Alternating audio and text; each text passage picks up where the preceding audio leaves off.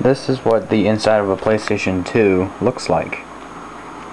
This is the CPU slash video board. This is the heat sink on top of it. Over there is a fan. This is the power connector that goes down way underneath. Over here we have this metal casing that hooks up all the wires to the memory card slots and the controller slots. This is how I fixed the tray from falling out. I used a piece of a paper clip.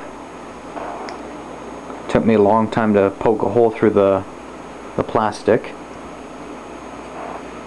and just bent it along there so that way it can make a little curve. The reason why I had to do this was over in that area. As you can see, there's this little plastic railing. There's a plastic railing that goes all the way up here.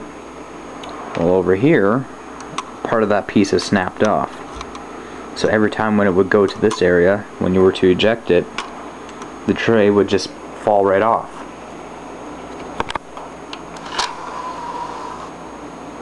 So that one paper clip right there is actually holding that small thin area. Thank God it didn't break the whole side off, or I would be unable to fix it. Ew, piece of French fry or something. Yeah, this was found in a dumpster by cash converters. And I'm just trying to make some adjustments to the paper clip because it's putting too much stress on it. It's supposed to go a whole lot faster than that. So I'm just trying to bend it up a bit. That's a whole lot better.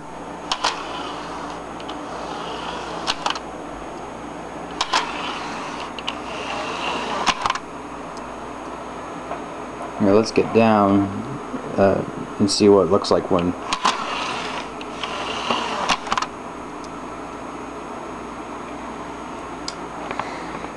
as you can see, the button's missing there. Don't worry, I have it here. They're both supposed to be connected to each other, but they snapped apart, so that one's okay because it's glued in.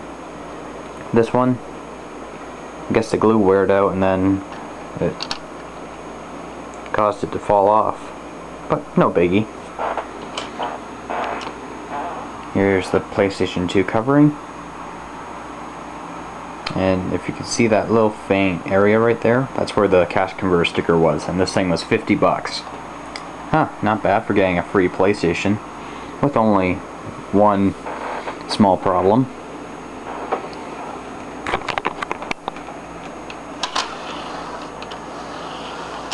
Now let's see what happens if we put a disc on it. Now I advise you not to take a PlayStation 2 apart because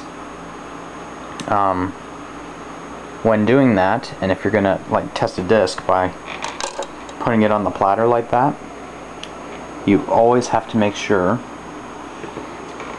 that you have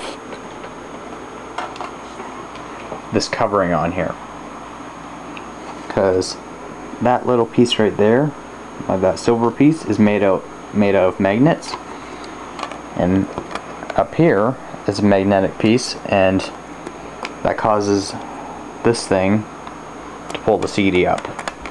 I'll show you what happens if I were to open it and close it.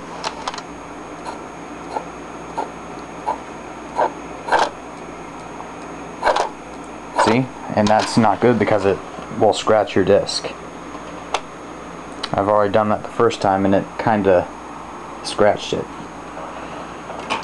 Also, if you're going to take a PlayStation 2 apart, you got to get a very, very small screwdriver, because right in that area where my finger's pointing is a very small screw, and Same with this area where the screw used to be but snapped off. You have to get a very small screwdriver.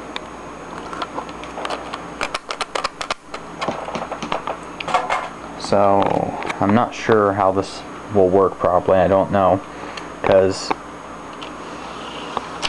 recently I've been having problems with this PlayStation.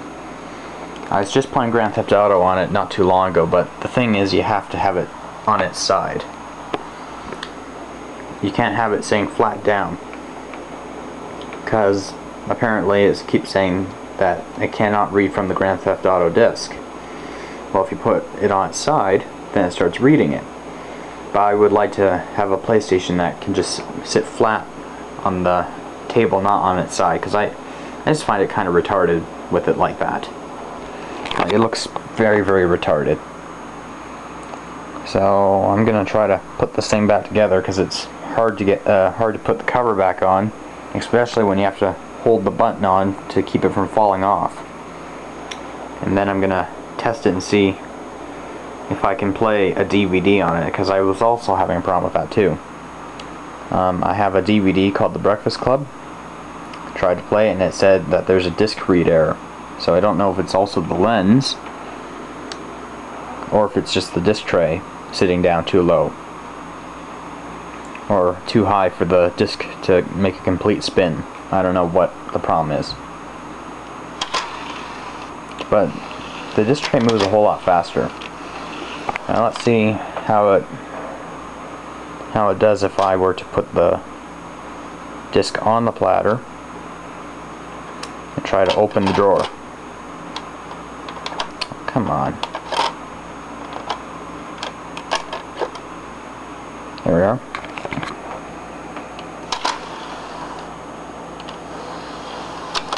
A whole lot better.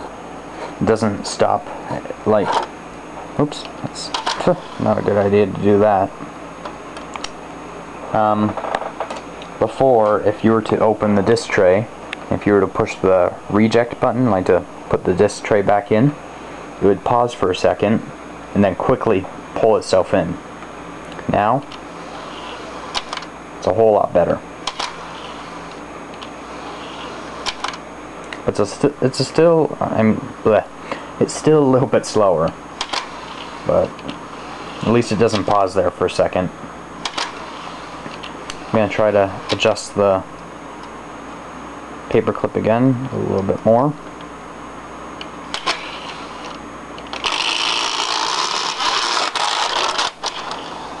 Holy. Okay, maybe that wasn't a good idea. See, that's what happens. It misses that little area down there, and then the tray just kind of comes out crooked. Or sometimes it will just come right off.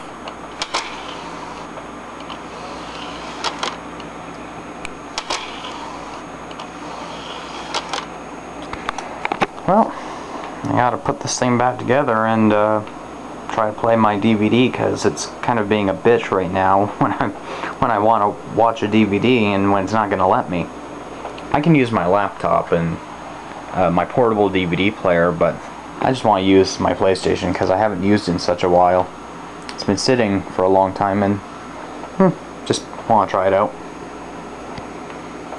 I don't think I will be able to sell this PlayStation though. Like if I were going to put an ad on Kijiji or just sell it in a yard sale, I don't think I will be able to because of the CD disc tray problem.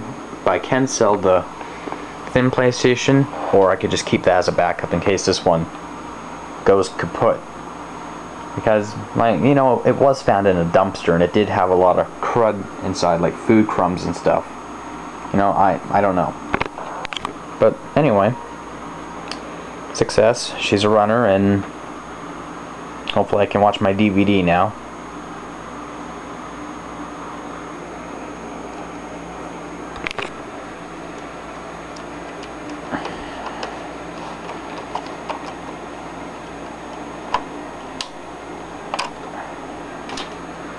There we are. Where's that friggin' plate?